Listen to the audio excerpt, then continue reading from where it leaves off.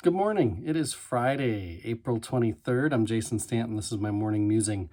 I, this week, have been helping out with high school finals. I have a sophomore who, this is kind of a carryover from this whole year of COVID. She's truly hybrid in that her core classes remain online while her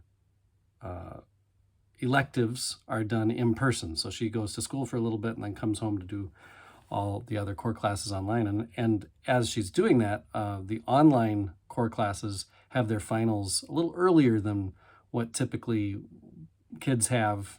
Usually it's in May.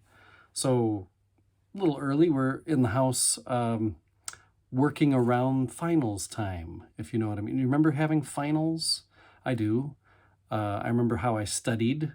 I used to study by locking myself in a room and just poring over my notes and rereading things and everything else. And I have a sophomore who that's not how it works.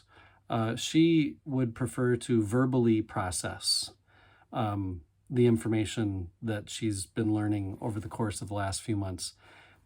As she's been doing that, and as I've been helping her this week, it's just been an interesting idea to me that, like, is it kind of weird that we ask someone to reflect on and think about the things they've learned for the last 3 or 4 months, all in like one week, science and history and math and Spanish and language arts, like all of it, all in 1 week. And I was thinking, what if we did that as adults? What have we learned since January 1st to apply to the rest of our lives that's happened since then? And the lives we think are going to happen from now until the next 3 months, for example. So I just went through some of the news things that have happened because I was helping my sophomore with history. And as I went through these, 13 pages of history, it was basically everything from 1945 to now. And it was the big events. And I thought, I wonder how you'd boil down 2021 so far. And so I just looked back. January 6th, there was an insurrection at the Capitol. I remember that. Each month, we've had 500,000 more people die from COVID worldwide. So it's gone from 2 million in January to now in April, we're past 3 million. Remember in February when Texas got hit really hard with a cold blast? I know we know what the cold blast was like because we got it too, but of course we're built to handle the cold. The Buccaneers won the Super Bowl in February.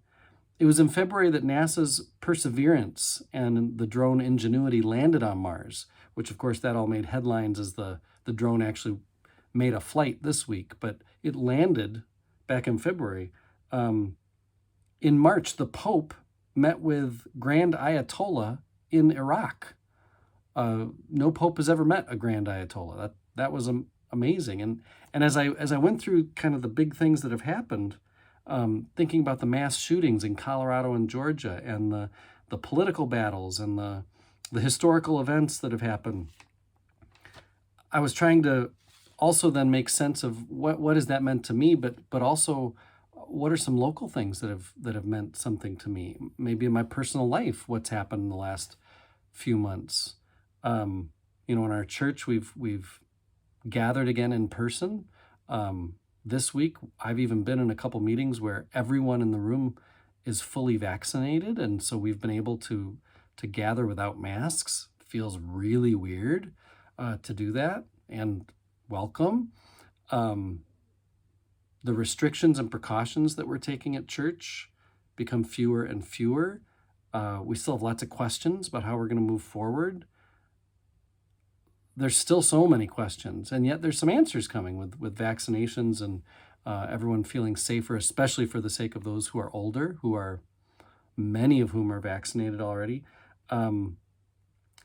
As I thought through, as I reviewed my final, for my final, and thought about everything that's happened since January, nationally, globally, but also in my community and for me personally, because there's been some stuff that's happened within my life, I'm sure in yours too, that, you're learning from, you're preparing for the future because of stuff that's happened in the last few months. And as as I think of all of it and the swirl that is life, I think we could do this for any 3-month span we've ever had.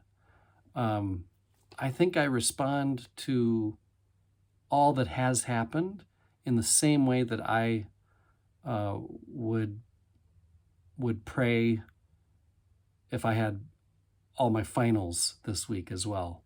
And that is to recite a part of Psalm 46.